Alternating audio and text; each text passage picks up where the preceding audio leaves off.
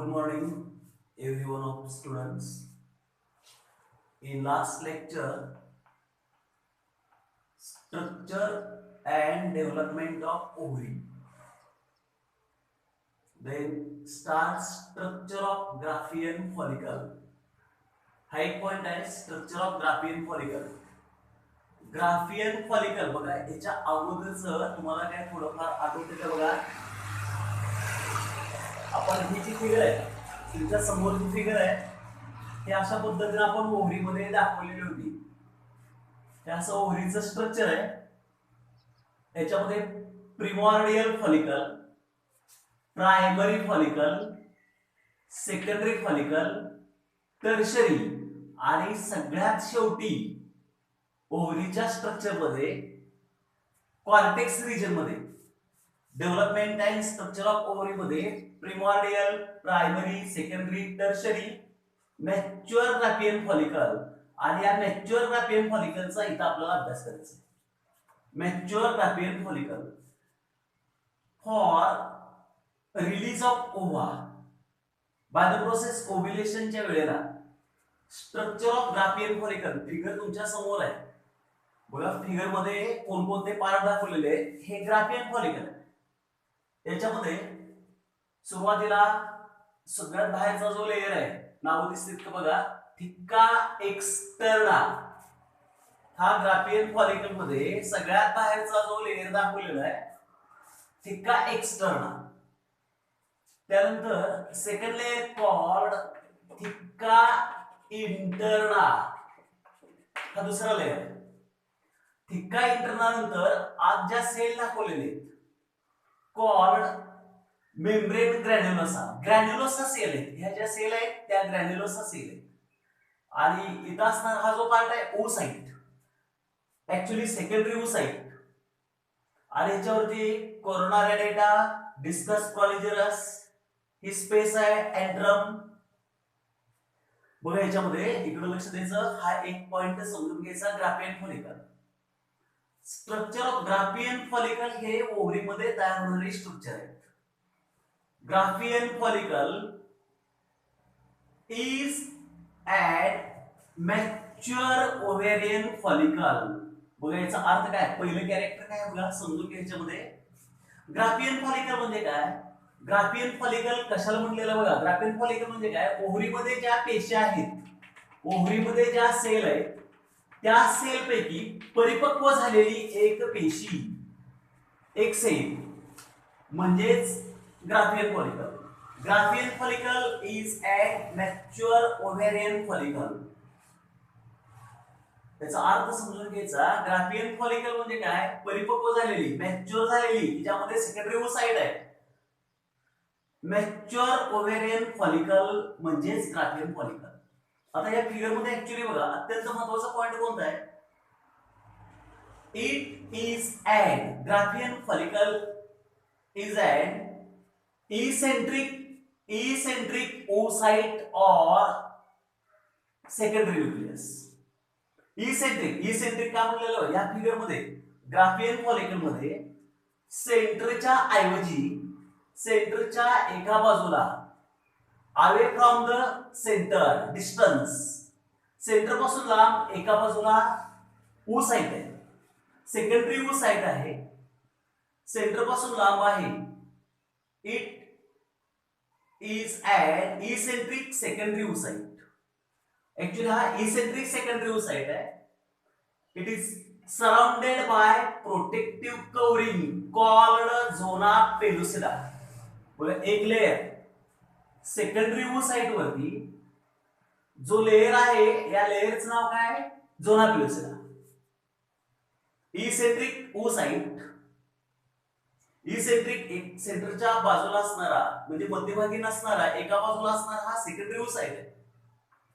Graafian follicle is an eccentric away from center secondary oocyte surrounded by covering called zona pellucida, and zona pellucida itself secreted by phytoline membrane. हा कशापासून तयार झालेला असतो बघा, फाइटलाइन membrane.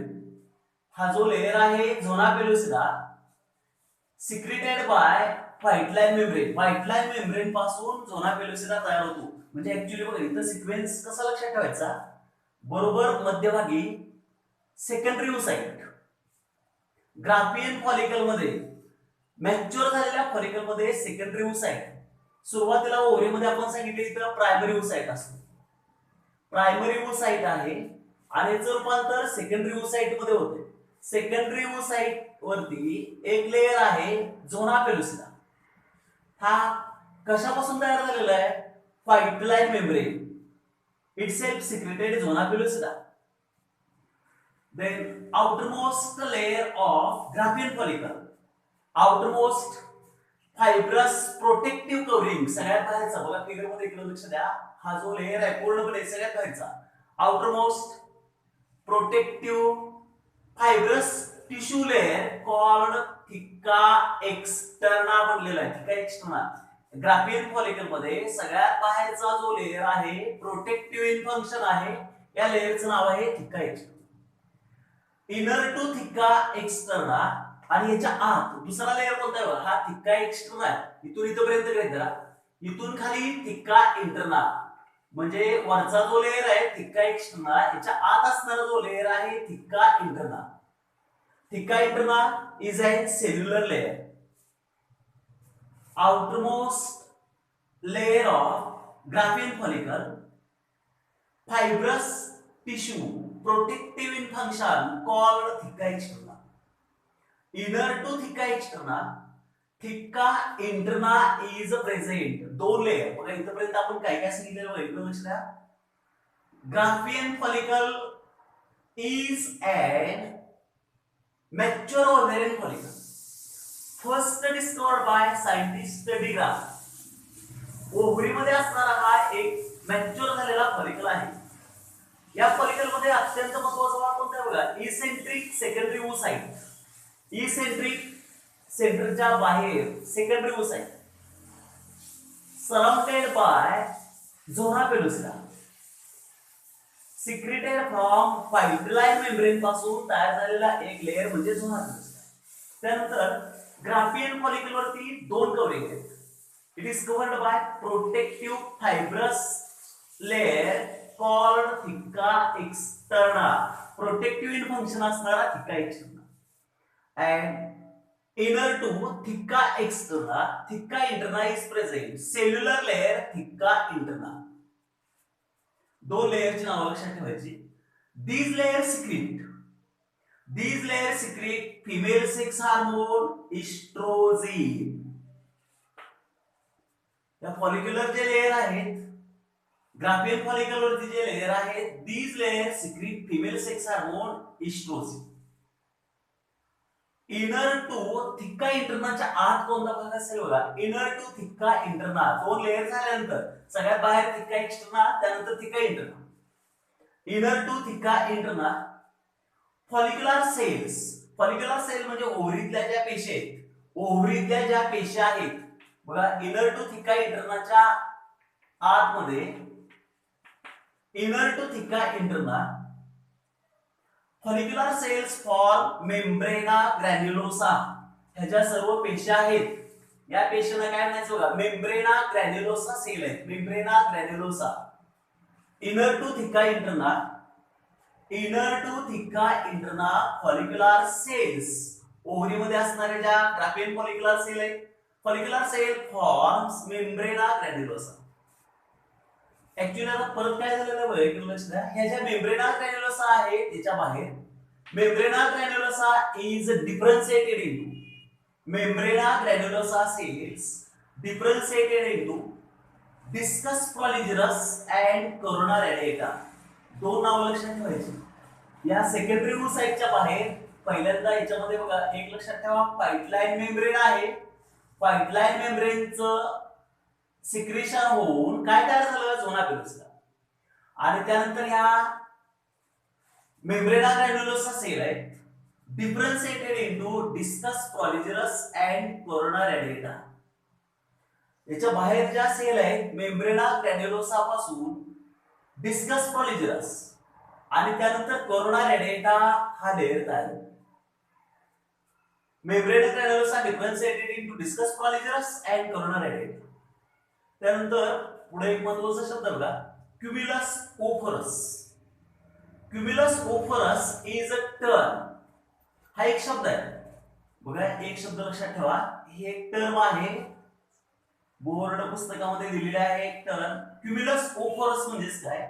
क्युम्युलस oophorus is term used for oocyte. Oocyte म्हणजे secondary oocyte आणि ह्याच्या sale आहेत का याच्या बाजूला असणाऱ्या मेम्ब्रेना ग्रॅन्युलोसा. Cumulus oporus is term used for oocyte and surrounding granulosa cells. म्हणजे oocyte, secondary oocyte आणि granulosa cell याच्या बाहेर जे आहेत त्या दोघांसाठी एक शब्द वापरलेला आहे, क्युम्युलस ओफरस. याच्यामध्ये बघा महत्त्वाचे शब्द लक्षात ठेवा, ग्राफियन फॉलिकल म्हणजे mature ovarian follicle. Secondary oocyte हा एसेंट्रिकला आहे, याच्यावरती झोना पेलुसिडा आहे. याच्यावरती दोन लेयर आहेत, आउटर लेयरला थिका एक्स्टर्ना, इनर लेयरला थिका इंटर्ना. These layers secrete female sex hormone estrogen. थिका इंटर्नच्या खाली असणारा जो पार्ट आहे मेम्ब्रेना ग्रॅन्युलोसा. It developed for differentiate discus proligerus and coronary. Cumulus oporus is a term used for oocyte and surrounding granulosa cells. त्यानंतर antrum. Antrum म्हणजे ही जी space आहे, figure मध्ये नाव दिलंय एंट्रम, इकडे नाव दिलेलं बघा, हा जो ओपन स्पेस आहे एंट्रम म्हणलेला आहे. Antrum is an open space present between oocyte and membrana granulosa. ही संपूर्ण फिगर जी आहे सेकंडरी ओसाइट आणि हे जे लेयर आहे मेम्ब्रेना ग्रॅन्युलोसा याच्यामध्ये असणाऱ्या ओपन स्पेसला एंट्रम म्हणतात. Antrum is an open space, the space present between secondary oocyte and membrana granulosa cells. It is filled with, यामध्ये काय भरलेलं आहे बघा, it is filled with the liquor follicle. Liquor follicles, it is filled with liquor follicle. बघा हे सगळे ovary मध्ये तयार झालेले आहेत. हा सिक्वेन्स ओव्हरी मधला आहे. फक्त जर याच्यावरती शॉर्ट नोट किंवा एक पॉइंट तयार करायचा, ग्राफियन फॉलिकल. ग्राफियन फॉलिकल हे सगळे घटक कशामुळे तयार झाले, याचं कारण कोणतं आहे बघा, secretion of FSH.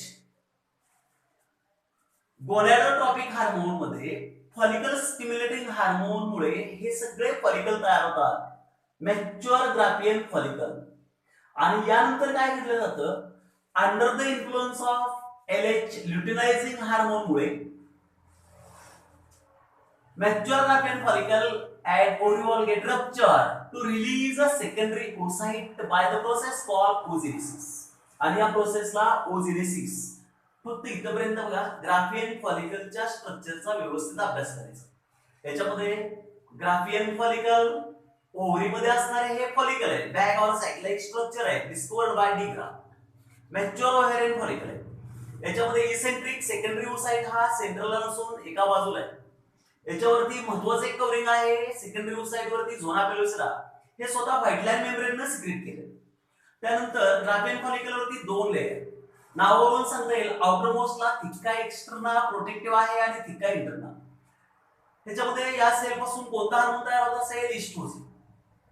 Inner to थिका इंटर्नाच्या आत ज्या सेल आहेत या सेलला मेम्ब्रेना ग्रॅन्युलोसा. डिफरन्शिएटेड इंटू आणि यापासून दोन लेयर तयार होतात, डिस्कस कॉलिजरस अँड करोनरायडेड. त्यानंतर एक शब्द आहे क्युम्युलस ओफरस म्हणजे काय, हा जो शब्द आहे तो कशासाठी वापरला जातो, oocyte and surrounding granulosa cells called cumulus oporus. Antrum is a space present between oocyte and membrana granulosa. It is filled with liquor follicle. इथपर्यंत हे स्ट्रक्चर ऑफ ग्राफियन फॉलिकल आहे. पूर्ण डीप मध्ये स्टडी करा. Female reproductive structure, female reproductive system and development structure of ovary. ठीक आहे, पुढचा भाग आपण